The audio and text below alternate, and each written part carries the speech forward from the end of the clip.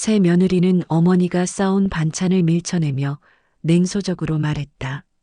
이런 음식은 냄새가 많이 나요. 우리 집에선 필요 없어요. 순간 순옥의 얼굴이 붉게 달아올랐고 눈가가 떨렸다. 아들 민수는 고개를 숙이며 아무 말도 하지 않았다. 내 손맛을 좋아하던 아들이 이제는 날 부끄러워하는구나. 이제부터가 진짜 시작입니다. 구독과 좋아요 잊지 마시고 함께 끝까지 봐주세요. 서울 외곽 골목길, 세월의 흔적이 고스란히 새겨진 낡은 단독주택에서 김순옥이 하루를 시작합니다. 올해 75이 된 순옥의 얼굴에는 평생을 살아온 깊은 주름이 새겨져 있었습니다. 남편을 일찍 떠나보낸 후 홀로 아들을 키워내며 살아온 세월이 그대로 드러나 있었죠. 새벽 5시 반, 순옥은 어김없이 잠에서 깨어납니다. 몸이 아픈 날에도 마음이 우울한 날에도 변하지 않는 습관이었습니다. 작은 부엌으로 향하는 순옥의 발걸음은 조금씩 느려지고 있었지만 여전히 꿋꿋했습니다. 오늘도 또 하루가 시작되는구나. 순옥은 작은 창문을 열어 바람을 맞으며 속으로 중얼거렸습니다. 이른 새벽 공기는 차가웠지만 상쾌했습니다. 멀리서 들려오는 새소리와 함께 하루가 천천히 밝아오고 있었죠. 부엌에서 쌀을 씻으며 순옥은 자연스럽게 옛 추억에 잠겼습니다. 민수야, 밥 먹어라. 엄마가 너 좋아하는 된장찌개 끓였다. 어린 아들에게 밥을 떠주던 그 시절이 선명하게 떠올랐습니다. 그때는 이 작은 부엌이 온 집안에서 가장 따뜻하고 활기찬 공간이었습니다. 순옥은 혼자 식사를 하면서도 습관적으로 2그릇을 준비했습니다. 그리고 나서야 아, 또 그랬구나 하며 쓸쓸한 미소를 지었습니다. 예전에는 가족들과 함께 둘러앉던 식탁이었는데 이제는 혼자만의 공간이 되어버렸습니다. 내가 평생 시장에서 장사하면서 번 돈이 다 민수대학 등록금으로 들어갔지.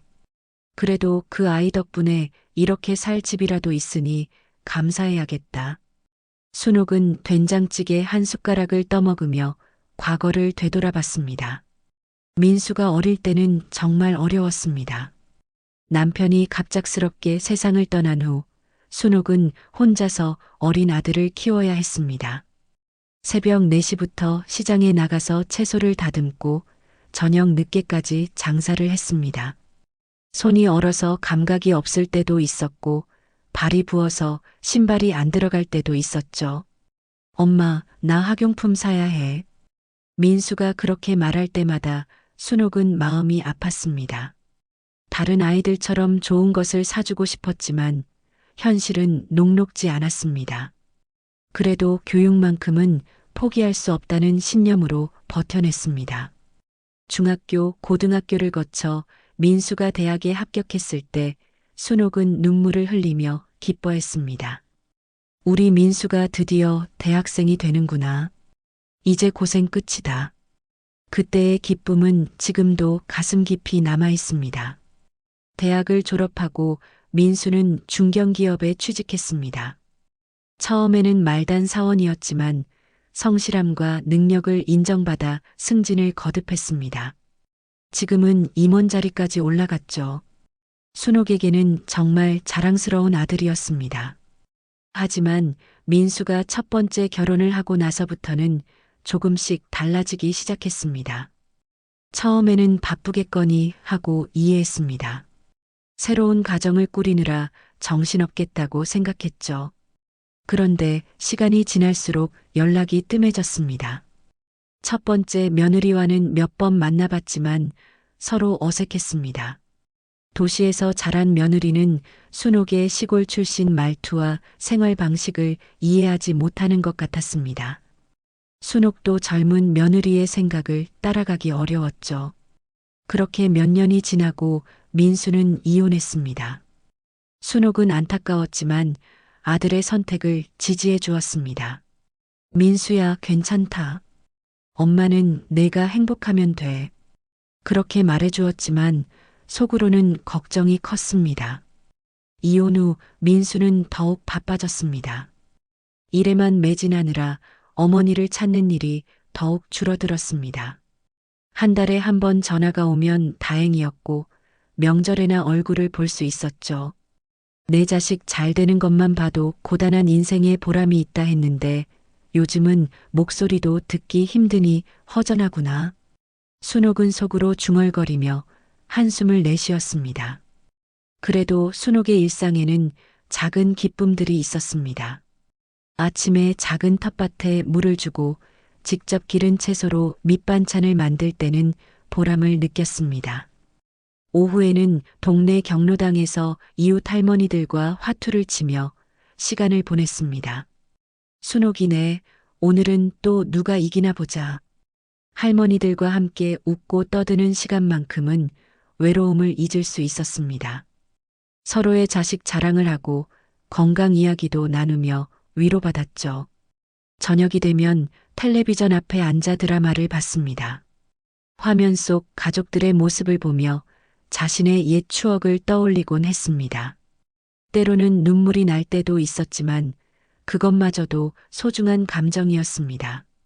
그런 쓸쓸한 일상 속에서 순옥에게 가장 큰 기쁨을 주는 존재가 있었습니다. 바로 손자 지훈이었습니다.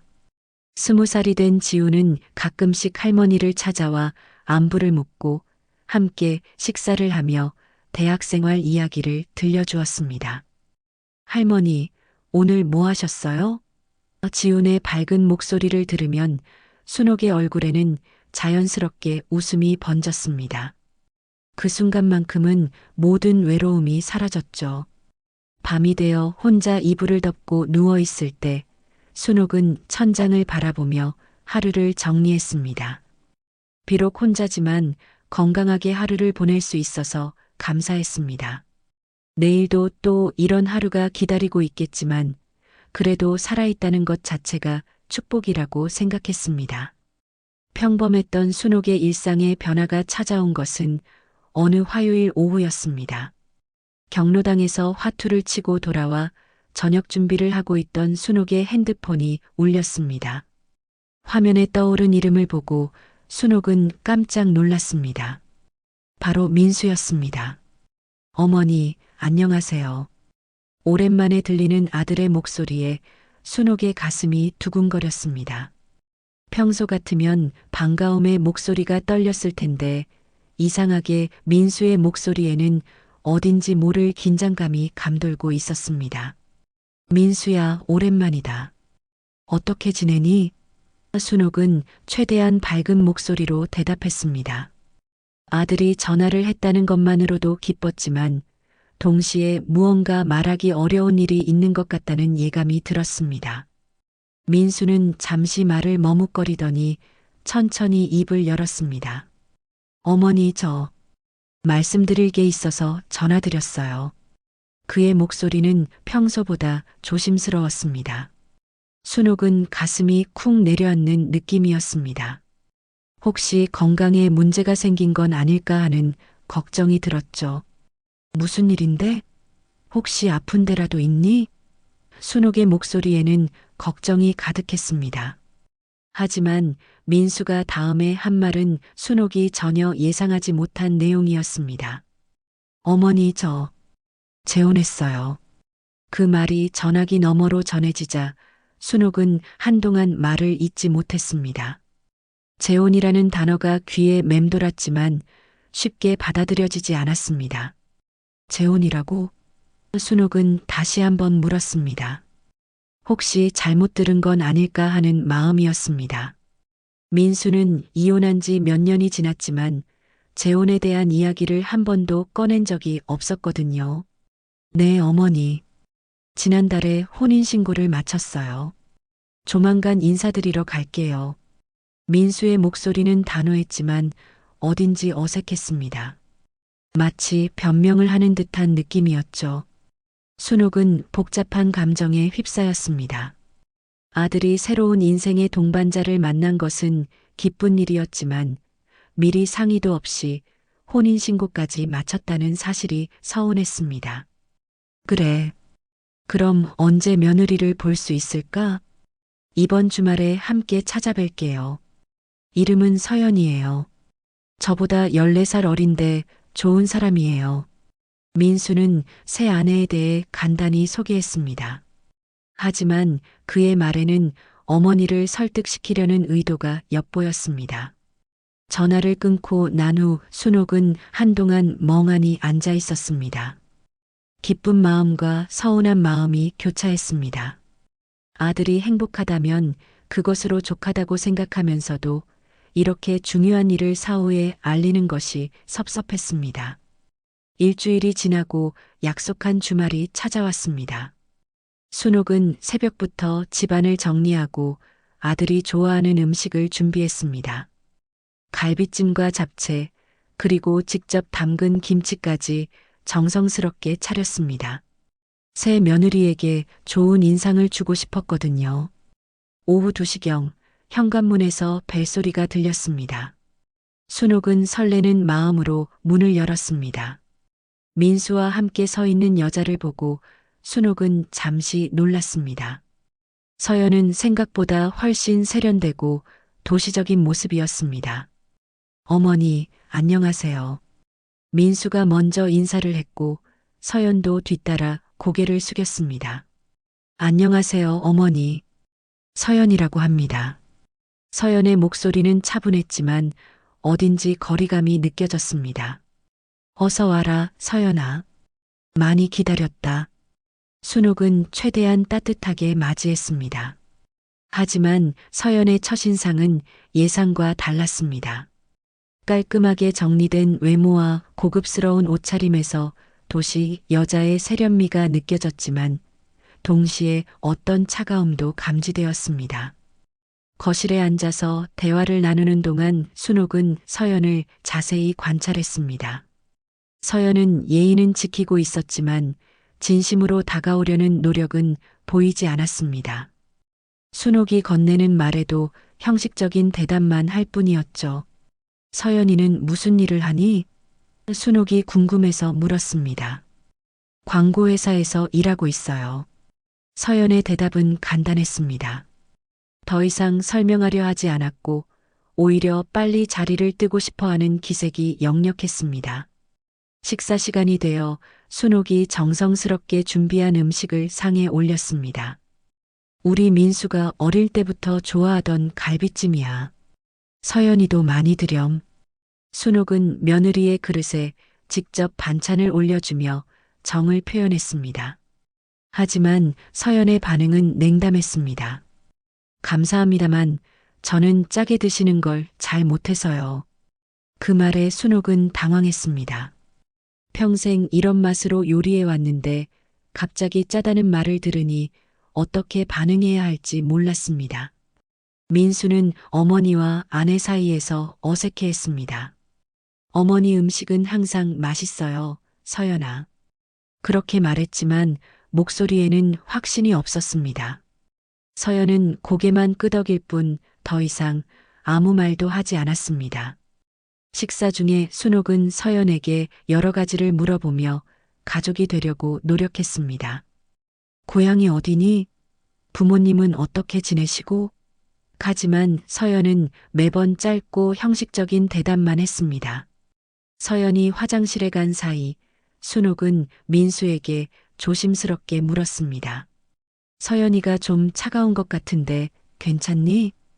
민수는 어머니의 걱정을 이해한다는 듯 고개를 끄덕였습니다. 어머니, 서연이는 원래 조용한 성격이에요. 시간이 지나면 친해질 거예요. 하지만 순옥의 직감은 달랐습니다. 서연의 눈빛에서 자신을 바라보는 시선이 결코 따뜻하지 않다는 것을 느꼈습니다. 마치 자신을 불편해하거나 부담스러워하는 것 같았죠. 서연이 돌아온 후 분위기는 더욱 어색해졌습니다. 서연은 시계를 자주 보며 자리를 떠나고 싶어하는 기색을 노골적으로 드러냈습니다. 민수 씨, 약속 시간이 있지 않나요? 그 말에 민수도 시계를 확인했습니다. 어머니, 저희 먼저 일어나야겠어요. 오늘 친구들과 약속이 있어서요. 민수의 말에 순옥은 아쉬웠지만 어쩔 수 없이 배웅했습니다. 겨우 2시간도 안 되는 짧은 만남이었습니다. 현관에서 작별 인사를 할 때 순옥은 서연의 손을 잡으며 말했습니다. 서연아, 앞으로 자주 보자. 가족이 되었으니까. 하지만 서연은 어색한 미소만 지을 뿐 진심 어린 대답을 하지 않았습니다. 그들이 떠나고 난 후 순옥은 혼자 남은 음식들을 바라보며 복잡한 마음에 잠겼습니다. 새 며느리를 반갑게 맞이하고 싶었지만 서연의 차가운 태도가 마음에 걸렸습니다. 앞으로 이 가족 관계가 어떻게 될지 걱정이 앞섰습니다. 서연과의 첫 만남 이후 한 달이 지났습니다. 순옥은 며느리와의 관계가 개선되기를 바라며 기다렸지만 민수로부터 연락이 오는 일은 없었습니다. 오히려 예전보다 더 뜸해진 것 같았죠. 그런 어느 날 뜻밖의 전화가 걸려왔습니다. 어머니, 저희 집으로 놀러 오세요. 민수의 목소리였습니다. 순옥은 깜짝 놀랐습니다. 아들이 먼저 집으로 초대한 것은 정말 오랜만의 일이었거든요. 정말이니? 언제 가면 되겠니? 이번 주 일요일 어떠세요?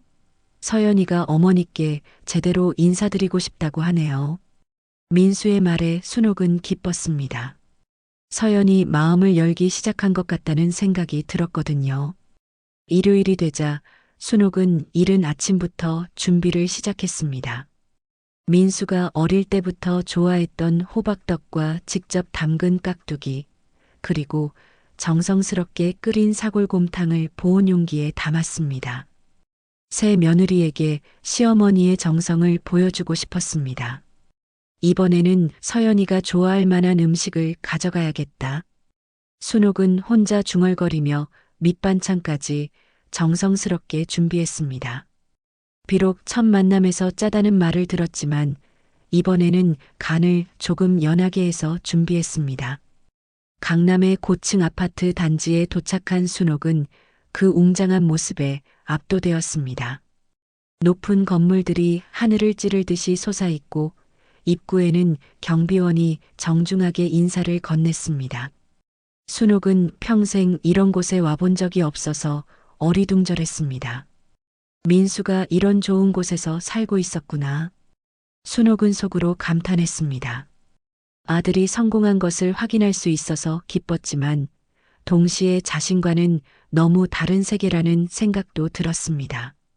엘리베이터를 타고 30층까지 올라가는 동안 순옥의 가슴은 두근거렸습니다.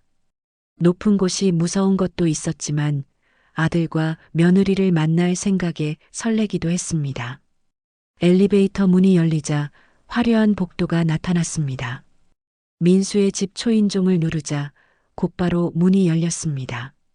어머니, 오셨네요. 민수가 반갑게 맞이했지만 그의 표정에는 어딘지 경직된 면이 있었습니다. 뒤에서 서연도 나타났습니다.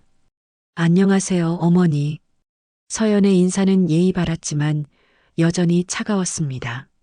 순옥은 들고 온 음식을 건네며 말했습니다. 서연아, 이번에는 간을 연하게 해서 가져왔다. 집 안으로 들어선 순옥은 또 한 번 놀랐습니다. 거실은 자신의 집보다 훨씬 넓고 화려했습니다. 큰 창문 너머로는 한강이 한눈에 내려다 보였고 값비싸 보이는 가구들이 깔끔하게 배치되어 있었습니다. 와, 정말 멋지다. 우리 민수가 이렇게 좋은 곳에서 살고 있었구나. 순옥은 감탄을 금치 못했습니다. 하지만 서연의 표정은 점점 굳어져 갔습니다. 순옥의 시골스러운 반응이 마음에 들지 않는 듯 했습니다. 서연은 순옥이 가져온 음식 보온 용기를 받아들고는 인상을 찌푸렸습니다. 어머니, 이런 음식은 냄새가 많이 나요. 다음부터는 안 가져오셔도 돼요. 그 말에 순옥의 얼굴이 화끈 달아올랐습니다. 냄새가 많이 난다고? 순옥은 당황했습니다. 평생 이런 말을 들어본 적이 없었거든요. 이웃들과 지훈도 항상 맛있다고 칭찬해주던 음식이었는데 갑자기 냄새가 난다는 말을 들으니 어떻게 반응해야 할지 몰랐습니다. 민수는 어머니와 아내 사이에서 곤란해했습니다. 하지만 어머니를 감싸는 대신 고개만 숙이고 있었습니다. 순옥은 아들의 그런 모습을 보며 더욱 당황했습니다. 내 손맛을 좋아하던 아들인데 이제는 부끄러운 건가? 어머니 앉으세요. 서연이 차가운 목소리로 말했습니다. 하지만 그 말투에는 진정한 환대가 담겨 있지 않았습니다. 순옥은 어색하게 소파에 앉았습니다. 부드러운 소파였지만 마음은 편하지 않았습니다. 거실 테이블 위에는 값비싸 보이는 과일과 수입 과자들이 놓여 있었습니다. 순옥이 가져온 호박떡과는 확연히 다른 세련된 음식들이었죠. 드세요. 서연이 건조하게 말했지만 순옥은 손이 나가지 않았습니다. 서연아, 이 집은 정말 좋다. 민수가 많이 성공했구나. 순옥이 대화를 이어가려 했지만 서연의 반응은 시큰둥했습니다. 네, 그렇죠. 짧은 대답뿐이었습니다. 민수가 거실 한쪽을 가리키며 말했습니다. 어머니, 저희 집 구경해 보세요. 순옥은 일어나서 집안을 둘러봤습니다. 침실도 넓고 화장실도 호텔 같았습니다. 주방에는 최신식 가전제품들이 가득했습니다. 우리 민수가 이렇게 잘 살고 있으니 다행이다. 순옥은 진심으로 기뻤습니다. 하지만 동시에 이곳이 자신과는 너무 다른 세계라는 것도 느꼈습니다. 모든 것이 너무 깔끔하고 차가워서 정이 느껴지지 않았습니다. 다시 거실로 돌아와서 앉았을 때 서연이 불편한 표정으로 창문을 열었습니다. 환기 좀 시켜야겠어요. 그 말에 순옥은 자신이 가져온 음식 때문인지 궁금했지만 감히 묻지 못했습니다. 민수야, 요즘 일은 어떠니? 순옥이 아들에게 말을 걸었습니다. 바쁘게 지내고 있어요, 어머니. 민수의 대답도 예전 같지 않았습니다. 따뜻함이 느껴지지 않는 형식적인 대화였습니다. 서연은 계속해서 시계를 보며 불편해했습니다. 순옥이 온 지 1시간도 채 되지 않았는데 벌써 가라는 신호를 보내는 것 같았습니다. 저희 오후에 약속이 있어서요. 서연의 말에 민수도 고개를 끄덕였습니다. 아, 그러니? 그럼 내가 먼저 일어나야겠구나. 순옥은 아쉬웠지만 어쩔 수 없이 일어났습니다. 정성스럽게 준비한 음식도 그대로 두고 가야 하는 상황이었습니다. 현관에서 신발을 신으며 순옥은 마지막으로 인사했습니다. 서연아, 앞으로 자주 보자. 가족이니까. 하지만 서연은 형식적인 미소만 지을 뿐이었습니다. 집으로 돌아가는 지하철 안에서 순옥은 복잡한 감정에 휩싸였습니다. 아들이 성공한 것은 기뻤지만 동시에 자신과 점점 멀어져 가는 것 같아 서러웠습니다. 며느리의 차가운 태도도 마음의 상처로 남았습니다. 내가 시골 사람이라고 무시하는 건가? 순옥은 속으로 중얼거렸습니다. 평생 아들을 위해 헌신했는데 이제는 그 아들 앞에서조차 당당하지 못한 자신이 서러웠습니다. 그날 밤 순옥은 잠을 이루지 못했습니다. 서연의 차가운 말들이 계속 귓가에 맴돌았습니다. 도대체 어떻게 될지. 펜트하우스 방문 이후 2달이 지났지만 순옥과 민수 사이의 연락은 더욱 뜸해졌습니다. 예전에는 그래도 한 달에 한 번은 안부 전화라도 받을 수 있었는데 이제는 그마저도 어려워졌습니다. 순옥은 혹시 자신이 실수를 한 건 아닌지 계속 되돌아봤지만 뚜렷한 답을 찾을 수 없었습니다. 어느 목요일 오후 순옥은 용기를 내어 민수에게 먼저 전화를 걸었습니다. 몇 번의 신호음 후에야 민수가 전화를 받았습니다. 네, 어머니. 목소리가 예전과 달리 차갑고 형식적이었습니다. 민수야, 오랜만이다. 어떻게 지내니? 순옥은 최대한 밝은 목소리로 말했습니다. 하지만 민수의 대답은 시큰둥했습니다. 바쁘게 지내고 있어요. 더 이상 대화를 이어가고 싶지 않다는 뜻이 분명했습니다. 혹시 시간 되면 집에 한번 놀러 와라. 민수 좋아하는 음식 해줄게. 순옥의 제안에 민수는 잠시 침묵했습니다. 그리고 나서 예상치 못한 말을 꺼냈습니다. 어머니, 사실 말씀드릴 게 있어서요. 시간 되실 때 한번 뵙고 싶은데. 민수의 목소리에는 무거운 결심이 담겨 있었습니다. 순옥은 가슴이 두근거렸습니다. 좋은 소식일까? 나쁜 소식일까? 그래, 언제든 좋다. 우리 집으로 올래? 순옥의 제안에 민수는 주저했습니다. 아니요, 저희 집에서 만나면 안 될까요? 서연이도 함께 있었으면 해서요. 그 말에 순옥은 약간의 불안감을 느꼈지만 승낙했습니다. 다음 날 저녁, 순옥은 다시 한번 강남의 펜트하우스를 찾았습니다. 이번에는 아무것도 가져가지 않았습니다. 지난번 서연의 반응을 생각하면 괜히 기분만 상할 것 같았거든요. 민수가 문을 열어주었을 때 그의 표정은 평소와 달리 어두웠습니다. 어머니, 들어오세요. 인사도 어색했고 거실로 안내하는 발걸음도 무거웠습니다. 서연은 소파에 앉아 순옥을 기다리고 있었습니다. 평소보다 더욱 차가운 표정이었고 인사조차 형식적으로 건넸습니다. 안녕하세요, 어머니. 그 목소리에는 어떤 감정도 담겨 있지 않았습니다. 무슨 이야기인지 궁금하구나. 순옥이 먼저 말을 꺼내자 민수와 서연은 서로 눈빛을 주고받았습니다. 뭔가 미리 계획된 대화인 것 같았습니다. 민수가 무거운 표정으로 입을 열었습니다. 어머니, 저희가 많이 생각해 봤는데요. 그의 목소리는 떨리고 있었습니다. 마치 하기 어려운 말을 억지로 하는 것 같았습니다. 이제 어머니 연세도 있으시고 혼자 계시는 것도 위험할 것 같아서요. 민수의 말에 순옥은 의아해했습니다. 자신은 아직 건강하다고 생각했거든요. 무슨 말이니? 나는 아직 건강해. 서연이 날카로운 목소리로 끼어들었습니다. 어머니, 현실을 받아들이셔야 해요. 혼자 사시기에는 너무 위험한 나이가 되셨어요.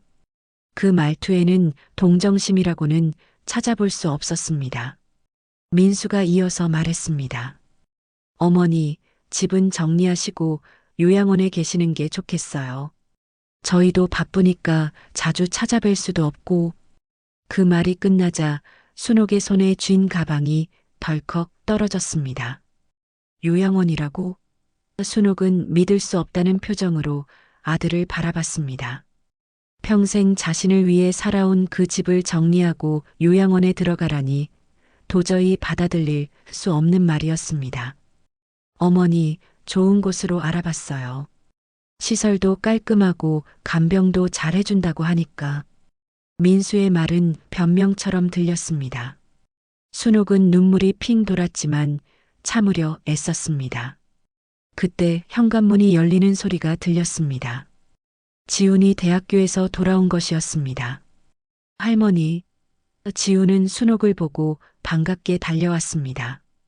하지만 거실의 무거운 분위기를 느끼고는 걸음을 멈췄습니다. 무슨 일이에요? 지훈이 조심스럽게 물었습니다. 민수가 대답했습니다. 할머니께 요양원에 대한 이야기를 하고 있었다. 그 말을 들은 지훈의 얼굴이 순간 굳어졌습니다. 요양원이요? 왜요? 지훈의 목소리가 높아졌습니다. 할머니는 아직 혼자서도 잘 지내실 수 있는데 왜 갑자기 요양원 이야기를 하는 거예요?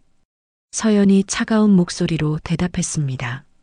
지훈아, 어른들이 하는 얘기에 끼어들지 마.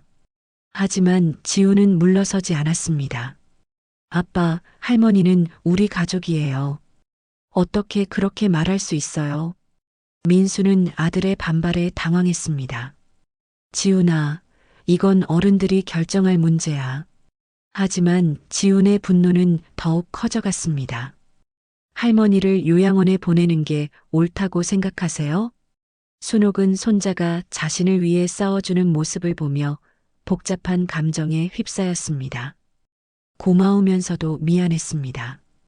가족 간에 이런 갈등이 생기는 것이 괴로웠습니다. 서연이 지훈을 밀쳐내며 비웃었습니다. 어린애가 어른 일에 끼어들지 마. 내가 할머니를 돌볼 건 아니잖아. 그 말에 지훈은 더욱 화가 났습니다. 저는 어린애가 아니에요. 그리고 할머니를 돌보는 게 당연한 거 아닌가요? 지훈의 외침에 거실이 잠시 조용해졌습니다. 서연의 얼굴이 일그러졌습니다. 지훈아, 현실을 봐라. 내 아버지는 바쁘고 나는 할머니와 맞지 않아. 그럼 누가 돌보겠니?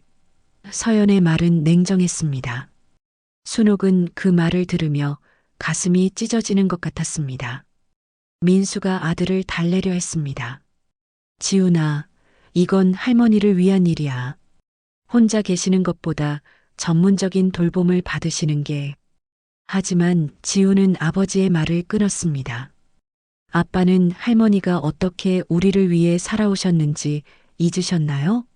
시장에서 새벽부터 밤늦게까지 일하면서 아빠를 대학까지 보내주셨잖아요. 지훈의 말에 민수는 말문이 막혔습니다. 어릴 때의 기억들이 떠올랐지만 지금의 현실과는 달랐습니다. 서연의 눈치도 봐야 했고 자신의 체면도 생각해야 했습니다. 지훈아, 그만해. 민수가 아들을 제지했습니다. 하지만 지훈은 포기하지 않았습니다. 아니에요. 할머니는 버려질 분이 아니에요. 우리가 모셔야 할 가족이에요. 순옥은 더 이상 참을 수 없었습니다. 눈물을 훔치며 일어났습니다. 됐다, 지훈아. 할머니는 괜찮아. 하지만 목소리는 떨리고 있었습니다. 민수야, 엄마가 생각해 볼게. 순옥은 최대한 담담하게 말했습니다. 하지만 속으로는 무너져 내리고 있었습니다.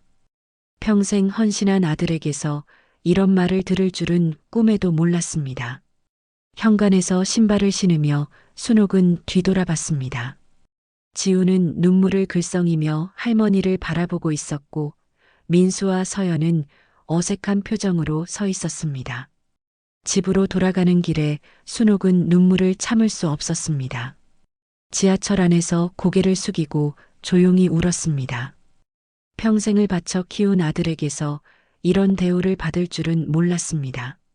그날 밤 순옥은 잠들지 못하고 천장만 바라봤습니다. 요양원이라는 단어가 계속 머릿속에 맴돌았습니다. 정말 자신은 이제 필요 없는 존재가 된 것일까요? 요양원 이야기를 들은 후 일주일이 지났지만 순옥은 여전히 그 충격에서 벗어나지 못하고 있었습니다. 밤마다 잠들지 못하고 뒤척이며 생각에 잠겼습니다. 정말 자신은 이제 가족에게 짐이 되는 존재가 된 것일까요?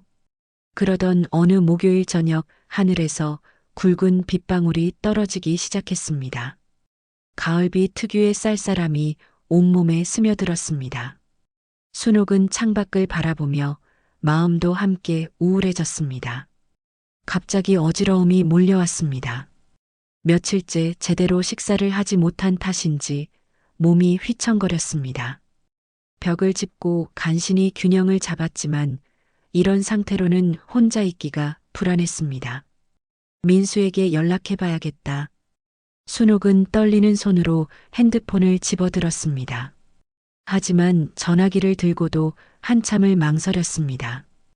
요양원 이야기 이후로 아들과 제대로 된 대화를 나눈 적이 없었거든요.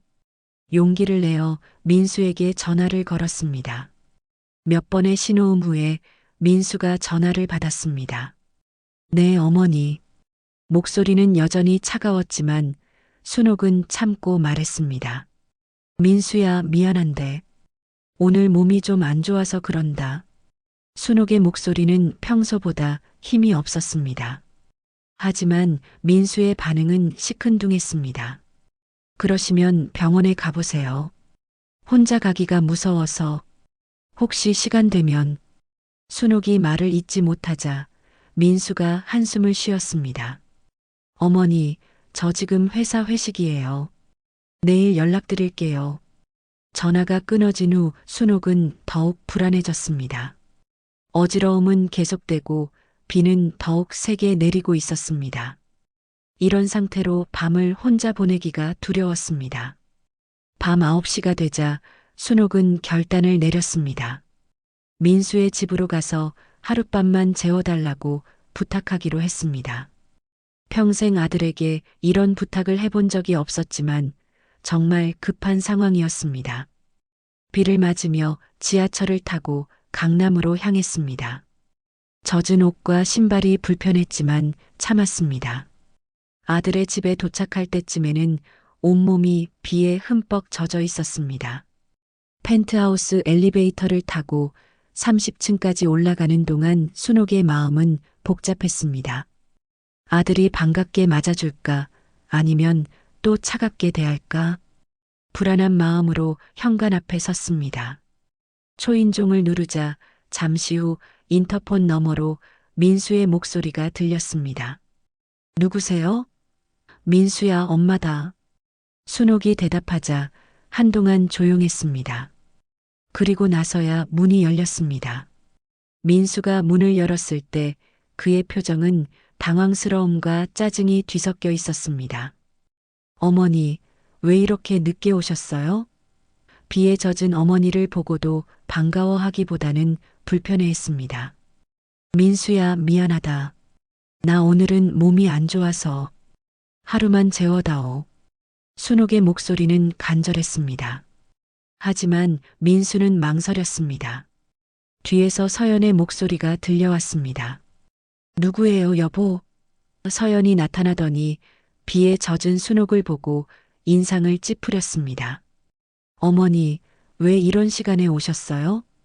그 목소리에는 명백한 불쾌감이 담겨 있었습니다. 서연아, 미안하다. 몸이 안 좋아서 혼자 있기가 무서워서. 순옥이 사정하자 서연과 민수는 서로 눈빛을 주고받았습니다. 그들의 표정에서 거부감이 역력했습니다. 어머니, 병원에 가시는 게 좋겠어요. 서연이 차갑게 말했습니다. 이런 시간에 갑자기 오시면 저희도 곤란해요. 그 말에 순옥은 더욱 당황했습니다. 제발, 하룻밤만. 내일 아침에 바로 갈게. 순옥이 애원하듯 말했지만 서연은 단호했습니다. 안 돼요. 저희도 내일 아침 일찍 약속이 있어서 불편해요. 민수는 어머니와 아내 사이에서 갈등했습니다. 하지만 결국 서연의 편을 들었습니다.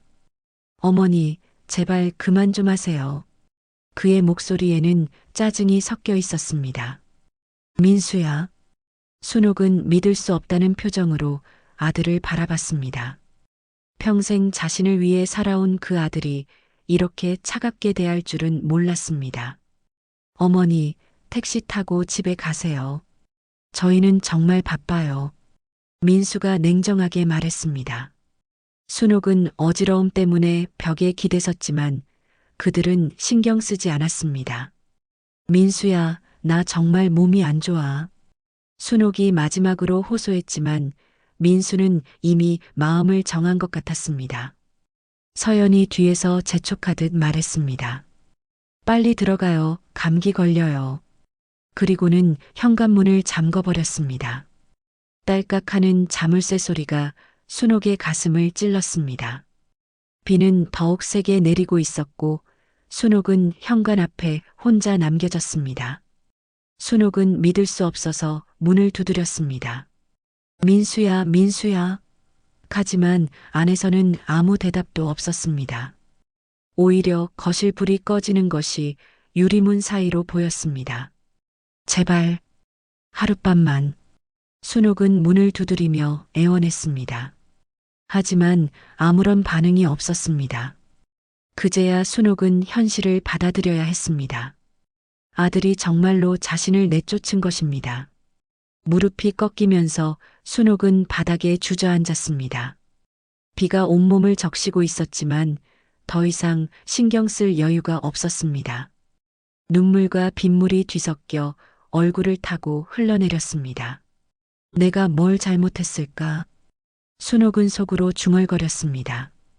평생을 아들만 바라보고 살아왔는데 이런 대우를 받을 이유를 찾을 수 없었습니다. 1시간이 넘도록 현관 앞에 앉아 있었지만 안에서는 아무도 나오지 않았습니다. 순옥은 결국 포기하고 일어섰습니다. 온몸이 젖어서 무겁고 춥기만 했습니다. 엘리베이터를 타고 내려가면서 순옥은 거울에 비친 자신의 모습을 봤습니다. 초라하고 비참한 모습이었습니다. 평생 당당하게 살아온 자신이 이렇게 비참해질 줄은 몰랐습니다. 아파트 로비에서 택시를 불렀지만 비 오는 밤이라 쉽게 잡히지 않았습니다. 한참을 기다린 후에야 택시를 탔습니다. 기사님이 걱정스럽게 물었습니다. 괜찮으세요?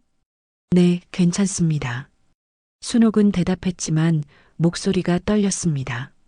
창밖으로 스쳐가는 도시의 불빛들이 흐릿하게 보였습니다. 모든 것이 꿈같이 느껴졌습니다. 집에 도착해서도 순옥은 한동안 현관에 서 있었습니다. 젖은 옷을 갈아입고 따뜻한 차를 마셨지만 마음의 상처는 아물지 않았습니다. 그날 밤 순옥은 잠들지 못하고 계속 울었습니다. 비 오는 밤에 문 앞에서 무릎 꿇고 애원했던 자신의 모습이 계속 떠올랐습니다. 세상에서 가장 믿었던 사람에게서 받은 상처였기에 더욱 아팠습니다. 비 오는 밤에 충격적인 사건이 일어난 지 사흘이 지났습니다. 순옥은 그날 밤의 일로 인해 심한 감기에 걸려 침대에서 일어날 수 없었습니다. 몸도 아팠지만 마음의 상처가 더욱 깊었습니다. 한편 지우는 평소와 다름없이 대학교 수업을 마치고 아버지의 펜트하우스로 향했습니다. 할머니가 요양원에 가시게 될지도 모른다는 생각에 마음이 무거웠지만 그래도 가족을 설득할 방법을 찾고 싶었습니다. 아빠, 할머니 일 다시 생각해 보셨어요? 지훈이 거실에 들어서자마자 물었습니다. 민수는 소파에서 텔레비전을 보고 있었는데 아들의 말에 불편한 표를 지었습니다. 지훈아, 그 얘기는 그만하자. 이미 결정된 일이야. 민수의 목소리는 단호했습니다. 서연도 부엌에서 나와서 지훈을 차갑게 바라봤습니다. 아빠는 정말 할머니를 요양원에 보내실 거예요? 지훈의 목소리에는 실망감이 가득했습니다. 자신이 존경했던 아버지가 이런 결정을 내릴 줄은 몰랐거든요. 서연이 끼어들었습니다. 지훈아, 현실적으로 생각해봐. 할머니 연세도 있으시고 우리도 각자 바쁘잖아. 그 말에 지훈은 더욱 화가 났습니다. 그게 가족을 버리는 이유가 되나요? 지훈의 반박에 서연의 얼굴이 일그러졌습니다. 버린다는 게 아니라 더 나은 환경에서 지내시게 하는 거야. 대화는 점점 격해졌고 지훈은 답답한 마음에 자신의 방으로 들어갔습니다. 책상에 앉아서 숙제를 하려고 했지만 도저히 집중할 수 없었습니다. 할머니의 슬픈 표정이 계속 떠올랐거든요. 다음 날 아침 지훈은 우연히 관리사무소에서 나오는 직원과 마주쳤습니다. 평소 안면이 있던 김주임이었습니다. 지훈 군, 안녕하세요. 할머니는 괜찮으세요? 네. 무슨 말씀이세요? 지훈이 의아해하자 김주임이 걱정스러운 표정을 지었습니다. 며칠 전 비 오는 밤에 할머니께서 현관 앞에서 많이 힘들어 하시는 것 같던데. 그 말에 지훈의 가슴이 철렁했습니다. 현관 앞에서요? 언제 말씀이세요? 목요일 밤이었어요. 비가 많이 왔던 날 말이에요. CCTV에 다 나와 있는데. 지훈은 즉시 관리사무소로 김주임을 따라갔습니다. 혹시 그날 CCTV 영상을 볼 수 있을까요? 할머니에게 무슨 일이 있었는지 확인하고 싶어서요. 김주임은 지훈의 간절한 부탁에 CCTV 모니터를 켜주었습니다. 목요일 밤 9시경부터 찾아볼게요. 화면에는 펜트하우스 현관 복도가 나타났습니다. 잠시 후 화면에 익숙한 모습이 나타났습니다. 비에 흠뻑 젖은 할머니가 현관문 앞에 서 있었습니다. 지우는 화면을 보며 가슴이 미어지는 것을 느꼈습니다. 영상 속에서 할머니는 초인종을 누르고 기다렸습니다. 문이 열리고 아버지와 서연이 나타났습니다. 대화를 나누는 모습이 보였지만 소리는 들리지 않았습니다. 그리고 얼마 지나지 않아 문이 닫혔습니다. 할머니는 문 앞에 혼자 남겨졌습니다. 비는 계속 내리고 있었고 할머니는 문을 두드리며 애원하는 모습을 보였습니다. 지훈의 눈에서 눈물이 흘러내렸습니다. 화면 속에서 할머니는 결국 무릎을 꿇고 앉아서 한참을 울고 있었습니다. 그 모습이 너무나 처참하고 슬펐습니다. 할머니를 저렇게 내쫓다니. 지훈은 속으로 중얼거리며 주먹을 꽉 쥐었습니다. 아버지에 대한 분노와 할머니에 대한 안타까움이 동시에 밀려왔습니다. 김주임도 영상을 보며 안타까워했습니다. 정말 마음이 아프네요. 할머니가 그렇게 애원하시는데. 지우는 영상을 USB에 복사해달라고 부탁했습니다. 이 영상을 가족들에게 보여드리고 싶어요. 할머니가 얼마나 힘들어 하셨는지 알아야 할 것 같아서요. 김주임은 지훈의 부탁을 들어주었습니다. USB를 받아든 지훈은 집으로 올라갔습니다.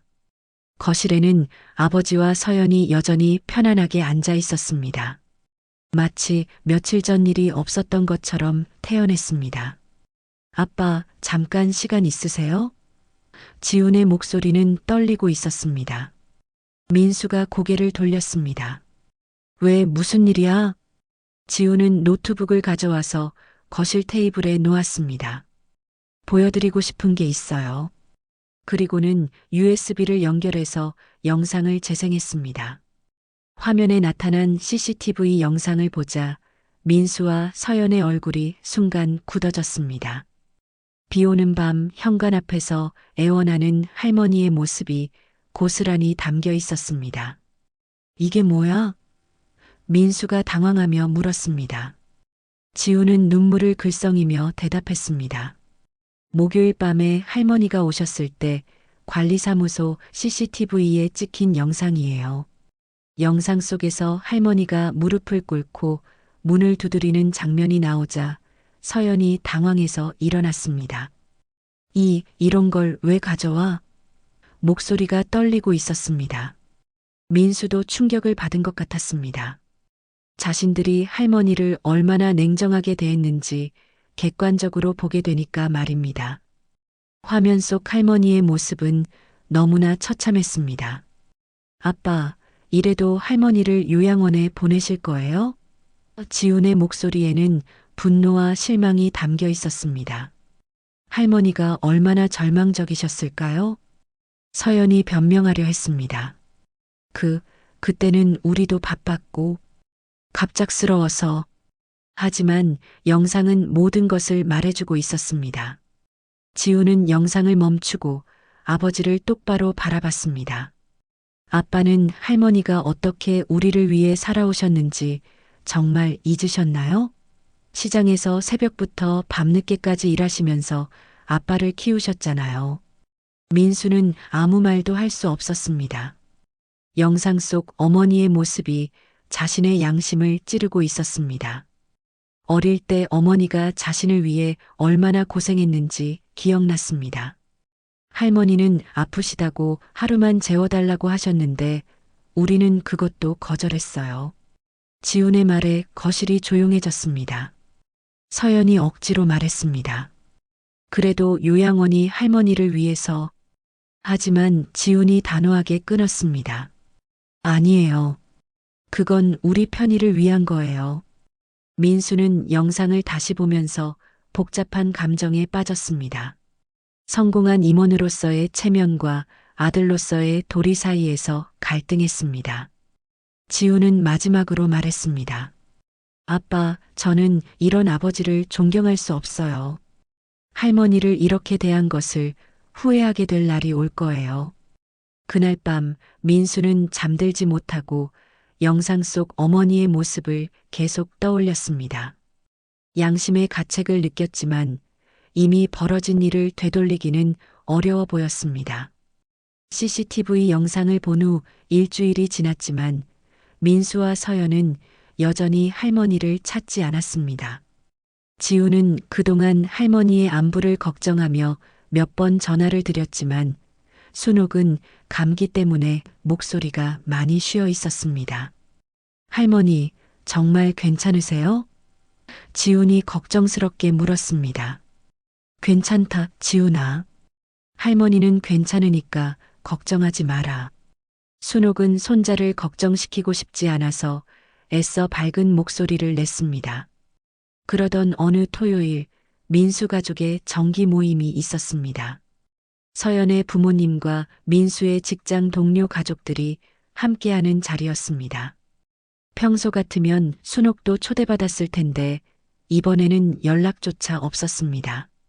지우는 이 기회를 놓칠 수 없다고 생각했습니다. 모든 사람들 앞에서 진실을 밝히고 아버지와 서연이 할머니에게 어떤 일을 했는지 보여주기로 결심했습니다. 모임은 강남의 한 고급 레스토랑에서 열렸습니다. 서연의 부모님, 민수의 직장 동료들과 그 가족들이 둘러앉아 화기애애한 분위기를 만들고 있었습니다. 우리 민수가 정말 성공했네요. 서연의 어머니가 자랑스럽게 말했습니다. 임원까지 올라가고 이런 좋은 집에서 살고 칭찬이 이어지자 민수와 서연은 뿌듯해했습니다. 지훈이도 대학교 잘 다니고 정말 모범 가족이에요. 민수의 직장 동료도 덧붙였습니다. 모든 사람들이 이 완벽해 보이는 가족을 부러워했습니다. 그때 지훈이 일어서서 말했습니다. 잠깐 여러분께 보여드리고 싶은 것이 있어요. 노트북을 꺼내며 말하자 사람들이 궁금한 표정으로 바라봤습니다. 민수와 서연은 지훈이 뭘 하려는지 눈치채고 당황했습니다. 지훈아, 지금 뭘 하는 거야? 민수가 조심스럽게 물었지만 지훈은 이미 결심을 굳힌 상태였습니다. 여러분이 우리 가족을 모범 가족이라고 하시는데 진실을 보여드리고 싶어요. 지훈은 노트북을 테이블 중앙에 놓고 CCTV 영상을 재생했습니다. 화면에 나타난 것은 비 오는 밤 펜트하우스 현관 앞에서 애원하는 할머니의 모습이었습니다. 레스토랑 안이 갑자기 조용해졌습니다.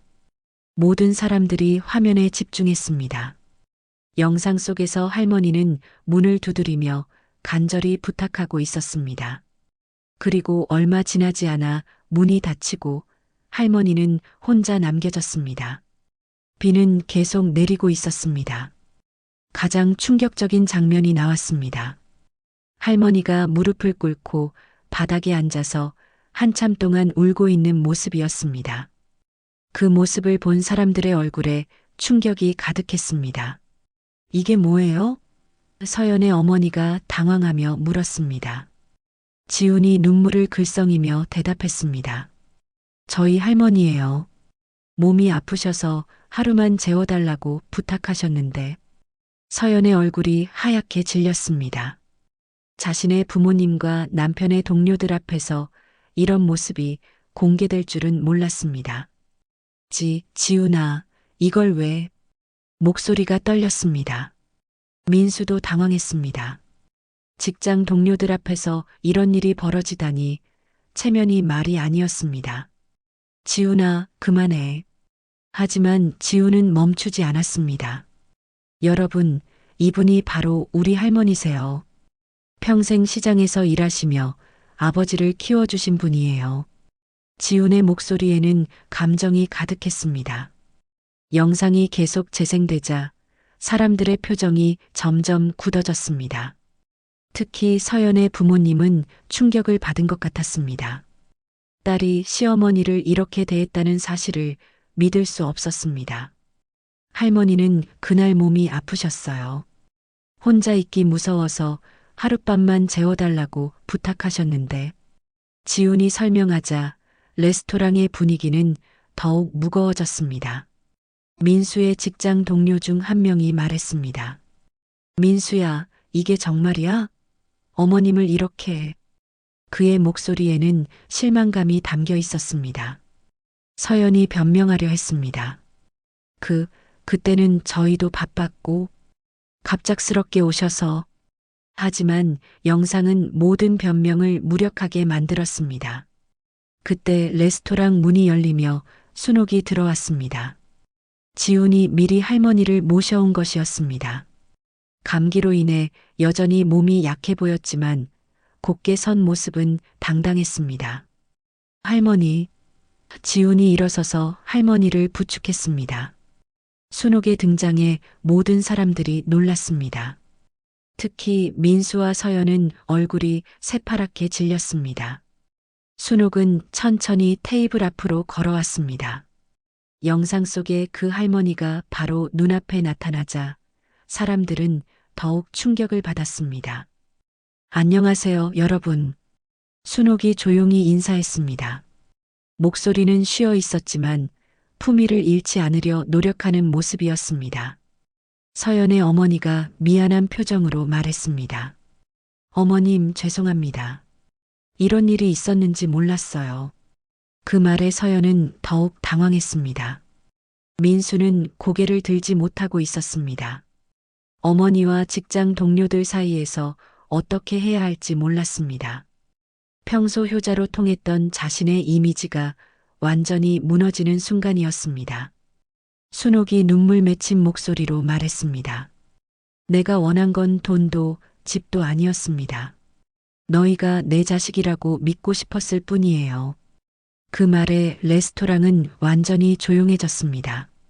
할머니, 민수가 작은 목소리로 불렀지만 순옥은 돌아보지 않았습니다. 대신 지훈을 바라보며 말했습니다. 지훈은 눈물을 닦으며 외쳤습니다. 할머니는 버려진 게 아니에요. 우리가 모셔야 할 가족이에요. 그 외침에 레스토랑 안의 모든 사람들이 고개를 끄덕였습니다. 민수의 직장 동료들은 실망한 표정으로 민수를 바라봤습니다. 평소 존경했던 선배가 이런 사람일 줄은 몰랐다는 표정이었습니다. 서연의 부모님도 딸에게 실망한 기색이 역력했습니다. 서연아, 어떻게 시어머님을 이렇게 대할 수 있니?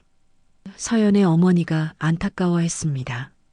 순옥은 마지막으로 민수를 바라보며 말했습니다. 민수야, 이제 정말 끝이구나. 그 말에는 깊은 실망과 체념이 담겨 있었습니다. 지훈이 할머니의 손을 잡으며 말했습니다. 할머니, 저와 함께 새로운 시작을 해요. 순옥은 손자의 따뜻한 손길에 위로를 받았습니다. 그날 이후 민수와 서연의 사회적 평판은 급격히 나빠졌습니다. 모임에 참석했던 사람들이 이 일을 알리면서 민수는 직장에서도 냉대를 받기 시작했습니다. 가족 모임에서의 충격적인 진실 폭로 이후 한 달이 지났습니다. 민수의 삶은 완전히 달라졌습니다. 직장 동료들의 시선은 차갑기만 했고 회사 내에서의 입지도 흔들리기 시작했습니다. 평생 쌓아온 신뢰와 명성이 하루아침에 무너져 내렸습니다. 과장님, 이번 프로젝트는 김 부장님께서 맡으시게 됐습니다. 비서가 조심스럽게 전했습니다. 민수에게는 더 이상 중요한 업무가 맡겨지지 않았습니다. 동료들과의 회식 자리에서도 소외당하기 일쑤였죠. 서연 역시 마찬가지였습니다. 광고회사에서의 평판이 나빠지면서 클라이언트들과의 관계에도 금이 가기 시작했습니다. 무엇보다 자신의 부모님으로부터 받는 실망의 시선이 견디기 어려웠습니다. 딸아, 어떻게 시어머님을 그렇게 대할 수 있었니? 서연의 어머니는 전화할 때마다 이 이야기를 꺼냈습니다. 우리가 널 그렇게 키우지 않았잖아. 그 말에 서연은 할 말을 잃었습니다.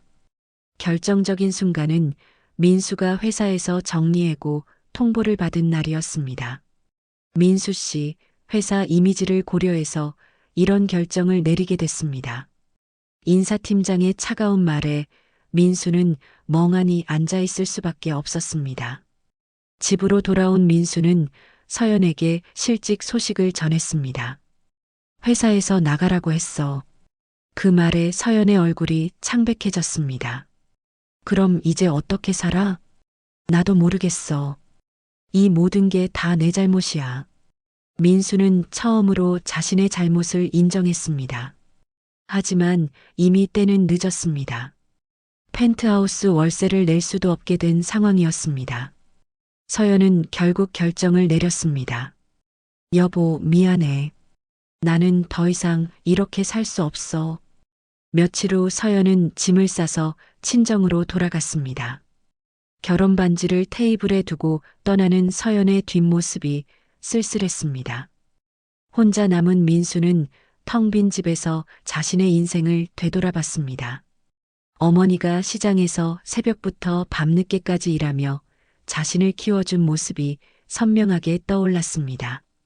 대학 등록금을 마련하려고 손이 얼어서 감각이 없어도 채소를 다듬던 어머니의 모습이 눈에 밟혔습니다. 엄마. 민수는 홀로 어머니를 불러봤지만 아무도 대답하지 않았습니다. 그제야 자신이 얼마나 소중한 것을 잃었는지 깨달았습니다.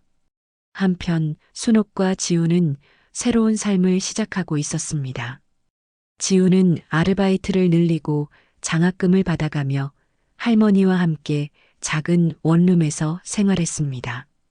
비좁았지만 따뜻한 공간이었습니다. 지우나, 할머니 때문에 고생이 많구나. 순옥이 미안해하자 지우는 환하게 웃으며 대답했습니다. 할머니, 전 행복해요. 정말로요. 매일 아침 지훈이 대학에 가기 전에 할머니의 아침 식사를 준비해주고 저녁에는 함께 드라마를 보며 시간을 보냈습니다. 경제적으로는 어려웠지만 마음만큼은 풍족했습니다. 순옥은 작은 텃밭을 가꾸며 채소를 키웠고 동네 경로당에서 봉사활동도 했습니다.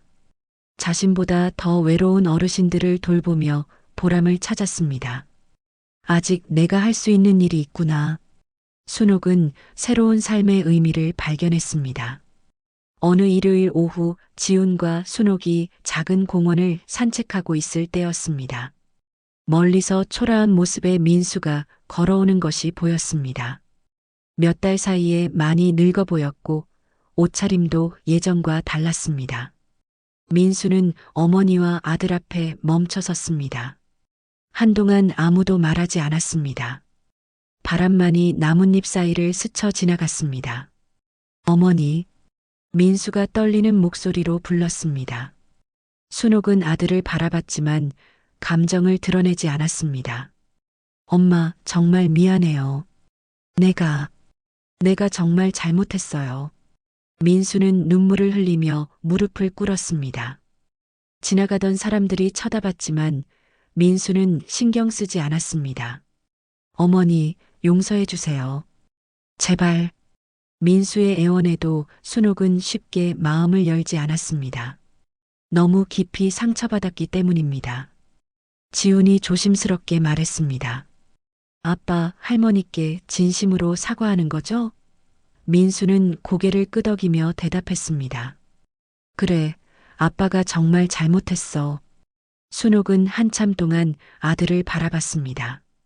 그리고 나서 천천히 입을 열었습니다. 민수야, 엄마가 원했던 건 큰 집도 비싼 옷도 아니었어. 그냥 가족으로 인정받고 싶었을 뿐이야. 알아요, 엄마. 이제 알아요. 민수가 고개를 숙이며 말했습니다. 엄마의 사랑이 얼마나 소중한지 이제야 깨달았어요. 순옥은 아들의 진심을 느꼈지만 쉽게 용서할 수는 없었습니다. 민수야, 시간이 필요해. 엄마도 많이 아팠거든. 기다릴게요, 엄마. 평생이라도 기다릴게요. 민수의 말에 진심이 담겨 있었습니다. 그 후로 민수는 매주 어머니를 찾아왔습니다. 처음에는 멀리서 바라만 보다가 점차 가까워졌습니다. 지훈도 아버지의 변화된 모습을 보며 조금씩 마음을 열어갔습니다. 민수는 새로운 일자리를 찾기 위해 노력했고 작은 회사에 취직할 수 있었습니다. 예전만큼의 월급은 아니었지만 성실하게 일했습니다. 몇 달이 더 지나고 순옥은 조금씩 아들을 용서하기 시작했습니다. 민수야, 엄마도 나이가 들어서 원한을 품고 살기엔 시간이 아깝구나.